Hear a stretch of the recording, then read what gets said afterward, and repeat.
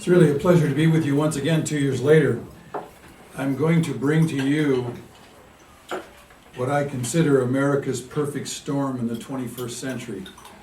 I would like everyone to have the reality or the understanding and appreciation for that we're living on a finite planet. And in this finite planet, we have created the human race that just back in 1900 was 1.5 billion. By 1965, it was 3.5 billion. And today, after Earth Day of 1970, when I was in college, we have doubled from 3.5 billion to 7.3 billion. We're adding 1 billion more people net gain every 12 years. And we will add another 3 billion or more by 2050, which is only 34 years from now. Most Americans, most citizens of the world, and virtually all of the leaders of the world don't give this a thought. But there are a few that do. James Howard Kunstler, a man that I know and have met at population immigration conferences in Washington, D.C., wrote this book, The Long Emergency. And he shows in it what's going to happen to all Western countries and all countries driven by oil. Because oil will exhaust itself sometime in this century, and there's no viable alternative energies that will replace this extraordinary energy called oil. If you get a chance, you will be absolutely astounded at what you read. Here's another one by Richard Heinberg, a man I met also in some of the conferences. He wrote Peak Everything. And in Peak Everything, we're literally running out of the metals and the minerals that allow this society to operate. And because of mass population growth, we're seeing that already around the world. As a matter of fact, Chris Clugston, another man I know and have met, wrote Scarcity.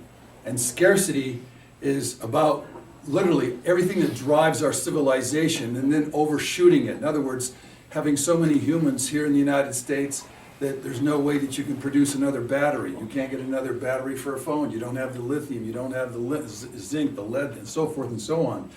Here's one by Heinberg on the energies, whether it's coal, whether it's gas, natural gas, and right on down the line. These are the facts and the research scientists that are really telling us the red lights on the dashboard, the warning signs. Here's Dave Foreman, a man that I have known for many years. He wrote The Man Swarm and the Killing of Wildlife. Throughout the world right now, we're losing, according to Norman Myers of Oxford University, and of course Dave Foreman here in the United States, we're losing 100 species a day from human encroachment on habitat. We're killing 100 million sharks every year in the oceans. That's been going on for over 25 years. We're literally destroying the equilibrium of the oceans, and we're killing off about 250 creatures here in the United States because the United States grows by 3.1 million every year. And of course, that means we have to, I don't know if anybody's ever heard of ecological footprint. Ecological footprint is, for an Ethiopian, is 0.4 acres. That's how much it takes to have them live and survive. They have a toilet, outhouse, they have their acreage for food, and they have their hut. But when an Ethiopian comes to America, their ecological footprint jumps to 25.4 acres. 25.4 acres. I mean, whoa! It's just humongous, the amount of increase. And so if you take the projected 100 million new immigrants coming to America, as you can see from this graph right here, in the next 34 years, actually in the next 30 years or less, 100 million times 25.4 acres comes out to 2.54 billion acres of land, of wilderness, of habitat, of all the things that make us this beautiful country that we are. And when you take out that much habitat, you cause an increase or an acceleration of species extinction rates, but also you take out all of that wilderness. And this is what's happening all over the world right now as the human race adds 80 million net gain every year. So the animals, what are they going to do? Well, they just go extinct. There's also a book here by a man named Edward Hartman. It's called The Population Fix, Breaking America's Addiction to Population Growth, and why we think we can keep doing this when the numbers show that we can't do it. And sociologically, I heard Governor Lamb's speech in 2003. This makes this book 13 years old. And he had the 8 ways to destroy America via multiculturalism and diversity and it's celebrating all this cultures and everybody keeps their own language. And this is one of the greatest speeches of all time. And he allowed me to write the book, Immigration's Unarmed Invasion, Deadly Consequences. And what I'm amazed is how fast it's accelerating across our country.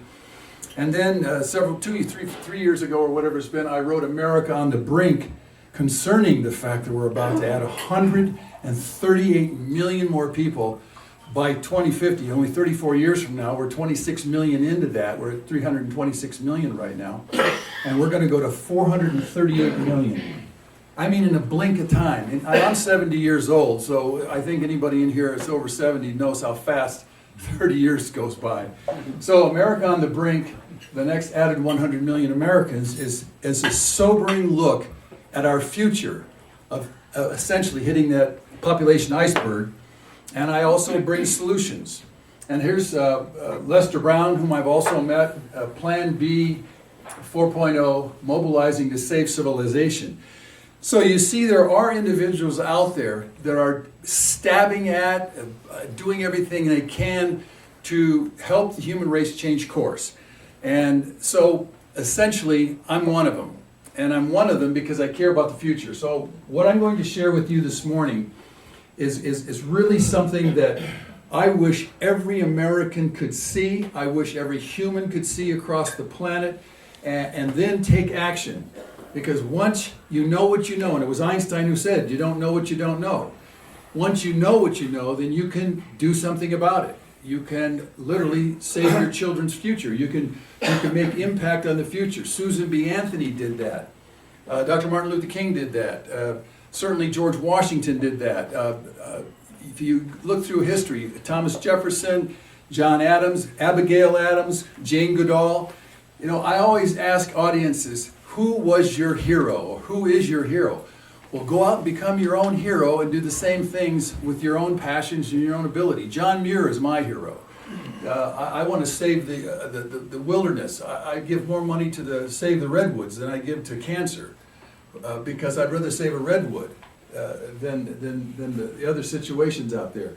So let's really become alert here in the next 20 minutes, absorb this, and then you can do something about it. And for anybody who would like to, not only does this little business card, and when I started with Numbers USA, I volunteered for them 17 years ago with Roy Beck. We only had 50,000 members.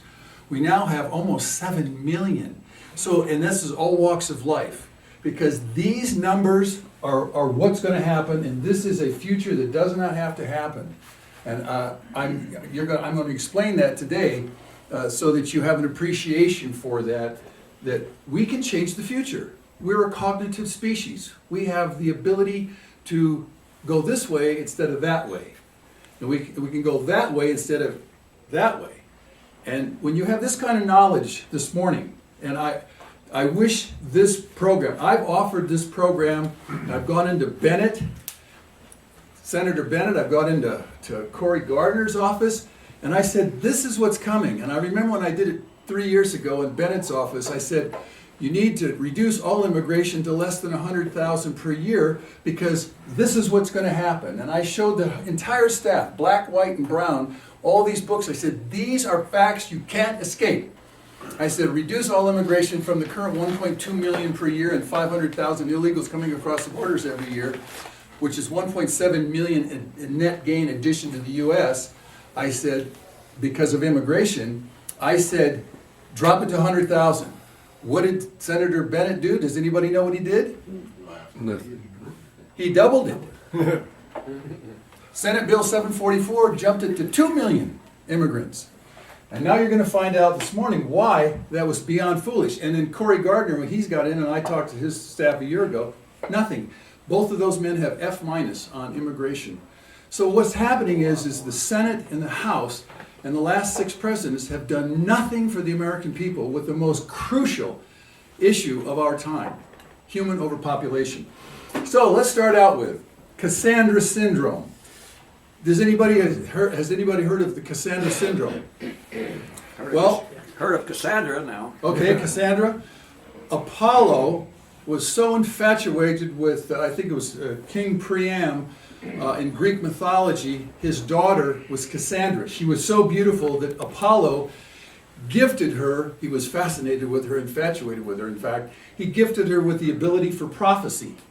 She could tell an event was going to happen, she would tell it, and my gosh, the event came true. But Apollo, being a man, he got real infatuated with Cassandra, pretty much fell in love with her, and she rebuffed him. So at that point in time, he bequeathed to her the ability for prophecy, but he then cursed her with the fact that nobody would believe her prophecies. So that's what happened with Cassandra. It's called the Cassandra syndrome. It's called the Cassandra complex. And that's what we're facing right now. As a matter of fact, it's interesting to note, I've sent this book to Peter Boyles and Krista Kafer and Craig Silverman and Dan, what's his name? Campus. And I've sent all of them this book. I said, I'm your local guy here. I'm the expert. I know what's going on. I've got an impeccable resume. I mean, an extraordinary, resume. And I said, let's get this issue going. And so, all of these characters, Krista Kafer, she saw me speak. She knows how clear I am.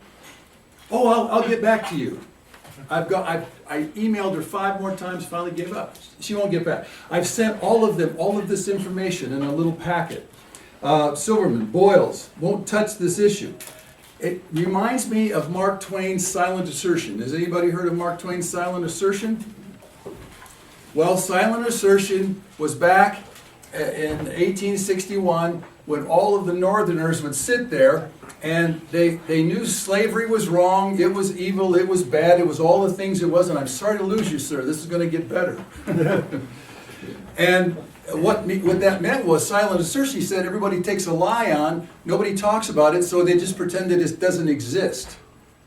Well, overpopulation in the United States today is another form of silent assertion. Everybody goes about their business thinking, oh, this is not going to touch me, this is not even valid, it doesn't even work, etc., etc., etc. Whether it's the brown cloud over Denver, which is going to double in the next 30 years in toxicity, the traffic's going to double, etc., and right on down the line, I-70 going into the mountains will become nothing but a cement gridlock traffic stop. It already is. And all those things, silent assertion. Just ignore it, it'll go away, or we just won't deal with it. So that's what's going on. I've tried to get on 60 Minutes for the last 20 years now. Charlie Rose for the last 20 years. Sent them all this information. Let's make a discussion on human overpopulation in America and internationally. They won't touch it. In fact, there are more people trying to push immigration into the United States and into Canada and into Europe and into Australia than are trying to say, hey, what are we doing to ourselves? So here's a quote by Dr. Otis Graham, Unguarded Gates.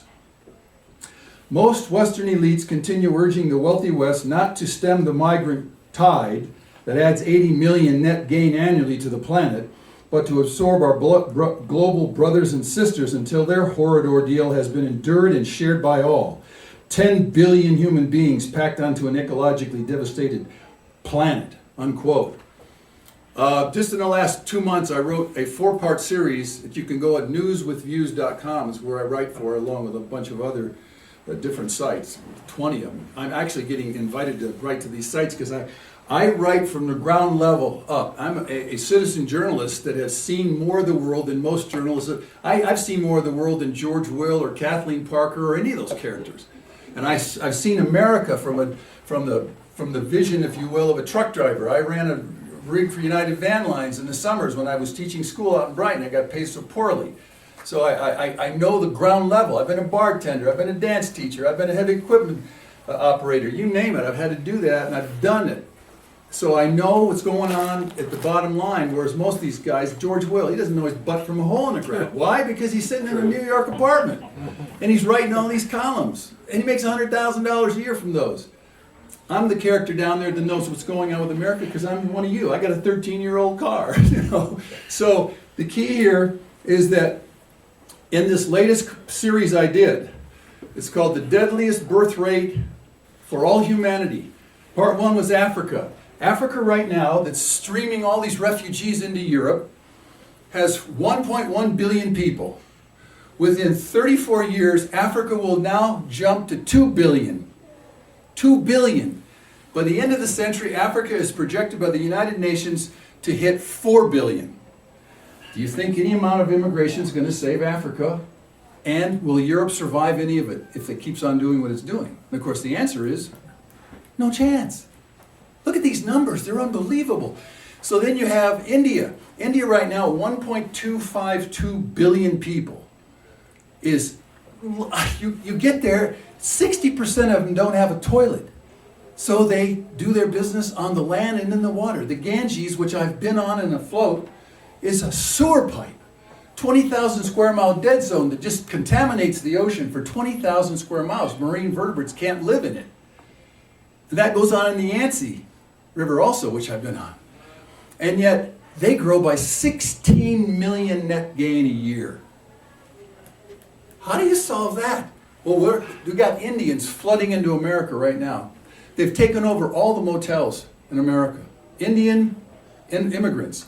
Why? Because we let them. And we're loaning them the money to buy all the rest of the motels. I always ask the question, why do we do that for African Americans? Why not Hispanic Americans? Why are we taking care of somebody else's country? Does it make any sense? Of course it doesn't. And then you look at China. China, with one child per family right now, has 1.35 billion people. And yet, because of population momentum, it grows by another 8 million per year, net gain. It will come in at 1.5 billion behind the 1.55 billion of India by 34 years from now. Does anybody think that any kind of immigration to Western countries, which have been having only 2 children, 2.03 children per woman, since 1970, here in the United States, in Canada, in Europe, even less in Europe, 1.6 birth rate levels. Do you think any of us are going to solve all the rest of the world by bringing all the rest of the world's literally unbelievable masses of humanity into our countries or our Europe? And of course the answer is, we're solving nothing. So that's the kind of situation. And so, and the part 4 of that series, The Deadliest Birth Rate, I just said, the Cassandra syndrome, and then the recipient civilizations, the recipient nations.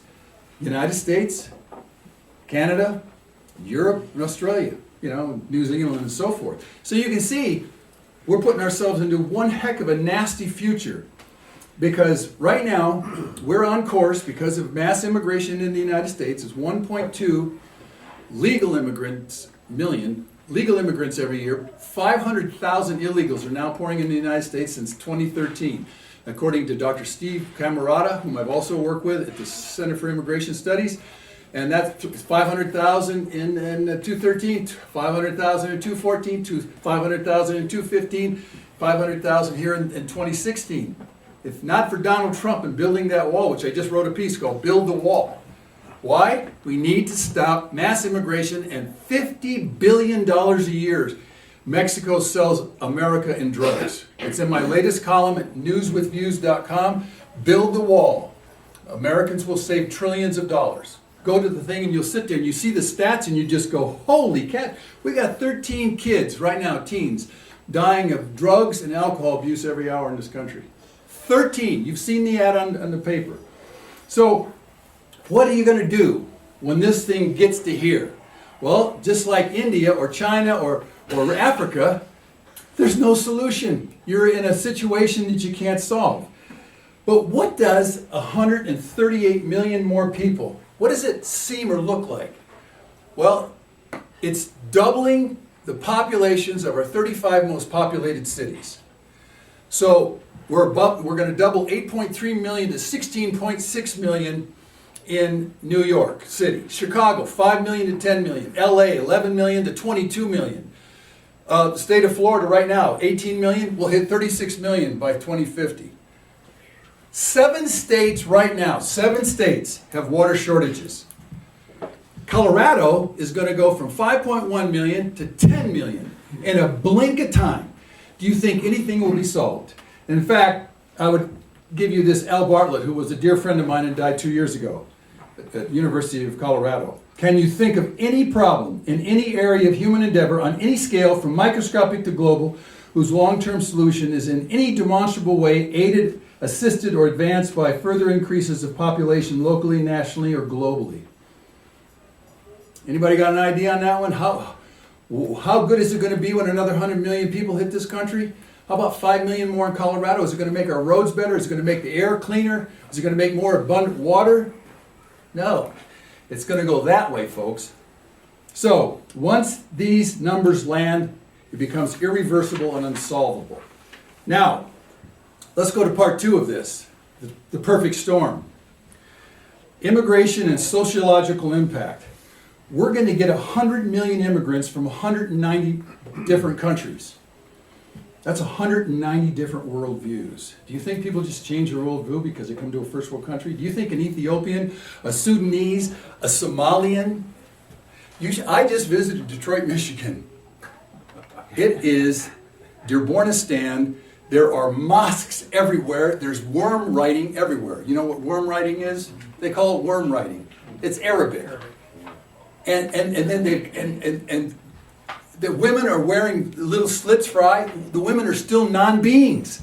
Here in America, they can't change their culture. They don't change their culture. They've got honor killings in Detroit. In fact, when I was there just last week, honor kill in Rocky River, Ohio. Muslim man shot his 17-year-old, I think she was 17-year-old daughter in the bed at night with 2 bullets to make sure she was dead because she was wearing jeans. She was getting too westernized. That's happened dozens of times in this country in the last 15 years, especially since we went. And we've gone from 200 mosques and about 300,000 Muslims in America in 1990. Now we've got between 3.3 and they brag 7 million in this country. We've got 2,400 mosques in the country. Those are territorial markers, just like forts. And they are growing like weeds everywhere in this country. So then we get 190 different worldviews, we get 190 different religions or more, then we get 190 different languages.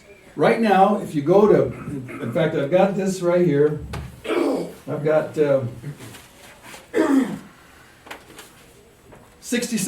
dropout flunk-out rate in Denver public schools. Why? 173. Give the date. Oh, this was, I can't even read it. This is called the Rocky Mountain News. Yeah. Monday, May 16, 2005. 2005. I'm a former teacher. We got 173 different languages in Denver public schools.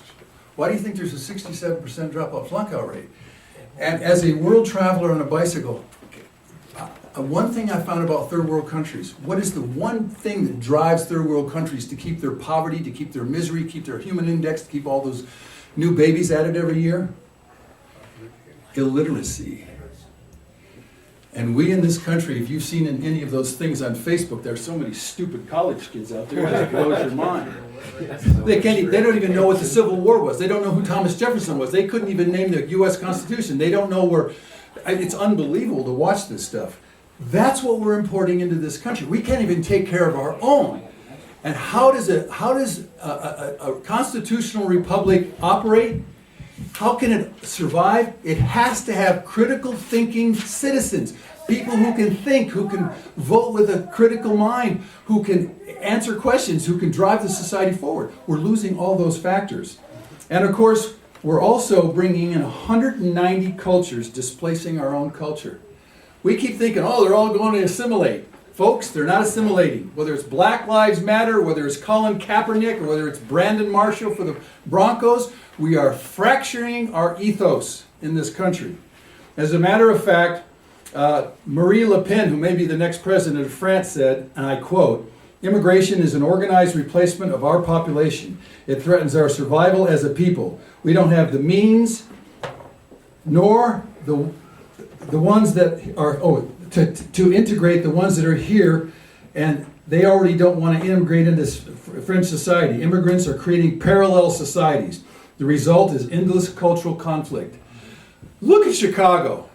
Can you solve Chicago's 500 or 600 murders already this year? Can you solve the fact that the schools there are literally just kicking out literally hundreds of thousands of people who have no They have no intellectual horsepower, or very little. They have a very poor education. As a matter of fact, do you think New York City is the Big Apple and it's just a wonderful all-American city? It has 800 different spoken languages in New York City right now. 800. Almost 40% of New York City is foreign-born. There are 43 million people in this country today that are born outside of our country. That's how fast they're pouring in with chain migration and all that goes with it. If you look at Chicago or Detroit or Southern California, it shows an unbelievable consequence of multiculturalism and diversity. And in fact, here's a quote. One of the great challenges we're going to have is to survive the Muslim onslaught in this country. Anybody thinks it's going to get easier, it's going to get worse. Here's what the CARE director of the Council on American Islamic Relations said. I quote, "Islam isn't in America to be equal to any faith, but to be dominant. The Quran should be the highest authority in America and Islam the only accepted religion on earth," unquote. That's assimilation? Those folks are out to conquer the very country that they migrated to. It's called Hijra. And the more Barack Obama, who is obviously a Muslim, has got 10 aides in the White House. One of them is called Mohammed Majid. He is the Sharia law advocate. They're already pushing hard for Sharia law in America, which is counter to everything in American U.S. constitutional law. And yet they won't stop. So as you can imagine, we're in trouble. How about the violence of the Muslims? Whether you look at Chattanooga, whether you look at Boston Marathon, you look at San Bernardino, you look at Fort Hood, you look at Fort Dix, you look at all of these, you look at Orlando. I'm on the road bicycling and I hear, oh my gosh. Well, here's the ticket. Unfortunately, the more Muslims we import, the more terror events we import. It's the nature of the religion. It's not going to change because as their numbers grow, so does their push for Sharia law. There's no way to soften their prime directive: convert or kill all non-believers. One look at Europe shows you our future. In fact, journalist Daniel Greenfield wrote, and I'm quoting, "When you turn on the evening news and see a running death toll, it's happening more and more often. The new brand of Islamic terror only needs one thing: Muslims. Lone wolf terrorism operates off the existing Muslim population in a particular country. The bigger the Muslim population, the bigger the risk. The FBI or other law enforcement agencies cannot monitor even a fraction of the Islamic settler population sympathetic to terror. As the Muslim settler population in a country increases, the number of terrorist events will grow," unquote. That's what we're importing into our country. Now here's one that I think is very important. This was said by Garrett Hardin, the great social scientist. "Diversity within a nation destroys the unity and leads to civil wars," he said. "Immigration, a benefit during the youth of a nation, can act as a disease in its mature state. Too much internal diversity in large nations has led to violence and disintegration. We are now in the process of destabilizing the United States of America. The magic words of destabilizers are diversity and multiculturalism." I know this is sobering stuff. And I, like Cassandra, see it as clear as a bell because I've traveled through all of these countries. I've seen conflict. I've seen cultural conflict. Languages. Do you think an Arabic person can even think like a modern American? There's not a chance in snowball's chance in hell that all these immigrants. Do you think the Somalians that are in Minneapolis, which I was just in Minneapolis, they call it Somaliland. These people have incredibly low intellectual capacity. They have educational non-existence. They don't even go to school. They don't learn. They can't learn. They won't learn because it's not in their culture. And so they're all on welfare. 9 out of 10 Somalis are on welfare, and the 10th one is the store owner who's selling EBT cards and defrauding you and me, the American taxpayer. I can give you the stories on that. So then you've got Black Lives Matter, and what are they chanting down the streets of Dallas? Death to cops. Another one I heard last week was, what's good about 9 dead cops? The 10th good cop. What's the dead cop? What's the 10th dead cop? The 11th dead cop. That's going on right now. That's what's happening to our country. Then you have the mayor of Jackson, Mississippi, just last year, 2 years ago before he died, he wants 5 African separate states. He wants 5 African, he wants South Carolina, he wants Georgia, he wants Alabama, he wants Mississippi, etc., etc. That's already being advocated, and there's others who are going to follow that. So here is a quote by the former Secretary General of INS 20 years ago, 1991. Immigrants devoted to their own cultures and religions are not influenced by the secular, politically correct facade that dominates academia, news media, entertainment, education, religious, and political thinking today. James Walsh said, former Associate General Counsel of the United States Immigration and Naturalization Service, ICE now. I quote again, these immigrants claim the right not to assimilate, and the day is coming when the question will be, how can the United States regulate the definitely unassimilated cultures, religions, and mores of foreign lands? Such immigrants say their traditions trump U.S. legal systems. Balkanization in the United States has begun. Well, if you take one look at Sweden, the United Kingdom, Norway, Denmark, Finland, Holland, Germany, Italy, Spain, you will see the same thing, and you'll see where we're headed right now. As their numbers grow, ours will continue to diminish. What's part 3 of this perfect storm facing America and our kids? The environment. How do you water, feed, house, warm, and work another 138 million immigrants when we're already facing water shortages in 7 states?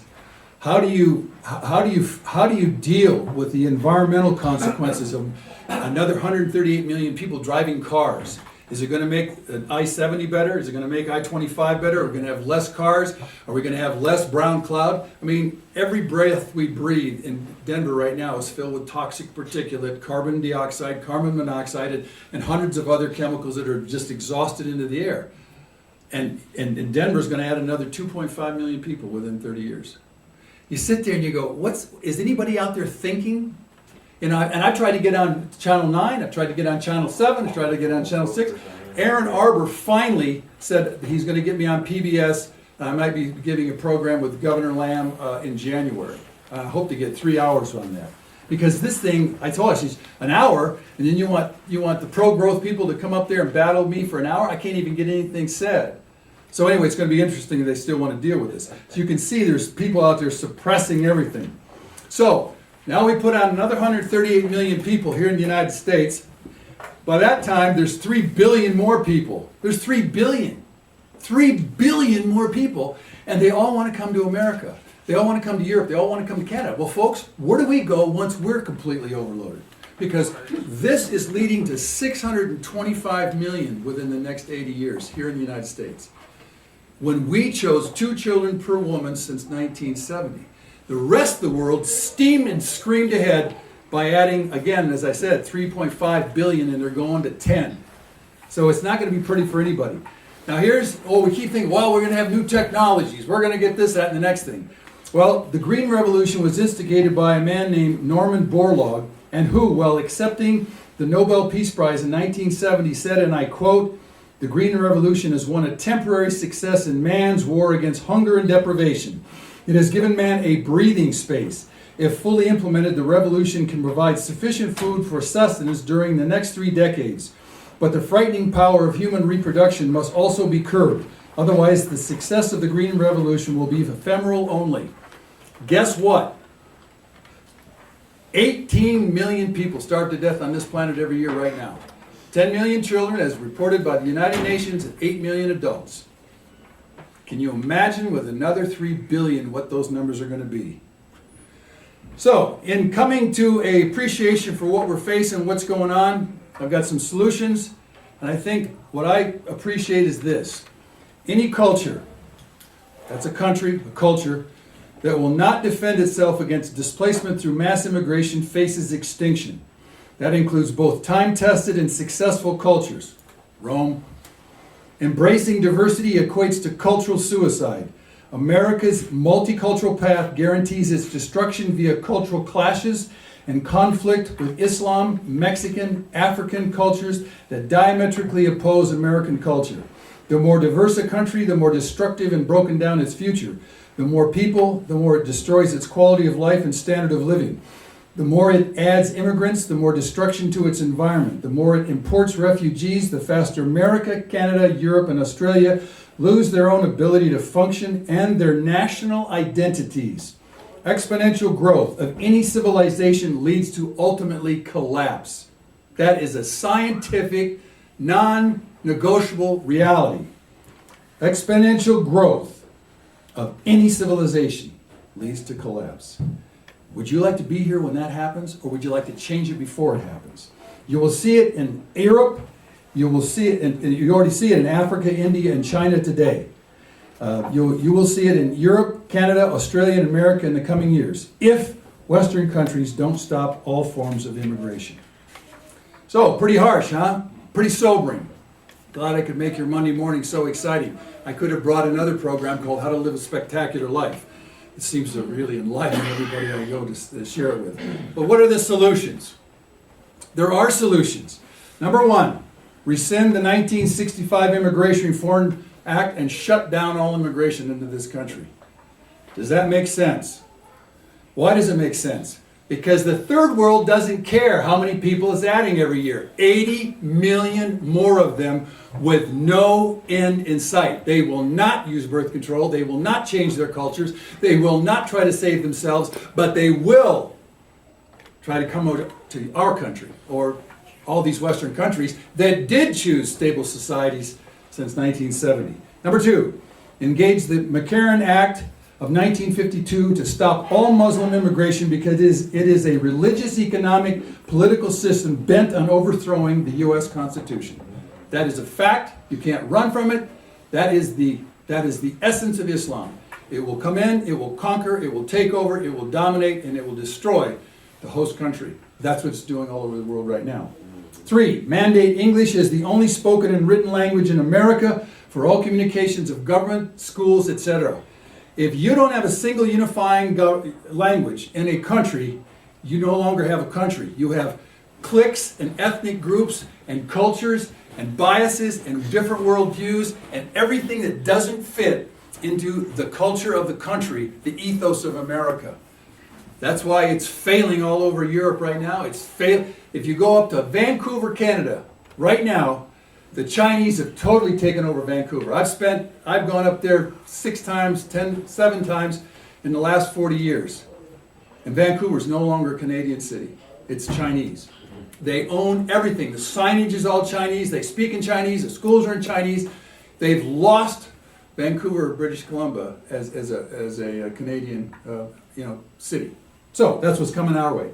Finally, we need to create a national, international discussion and a debate on population stabilization, not only here in the United States, but of course worldwide. Without that, we're and our kids and this civilization will not survive what's coming at us. And finally, I would invite you to join numbersusa.org. Pick up one of these little deals right here if you so think it's worthwhile. Spread it out to everybody you know. Let's get 10 million, let's get 20 million Americans who care about the future.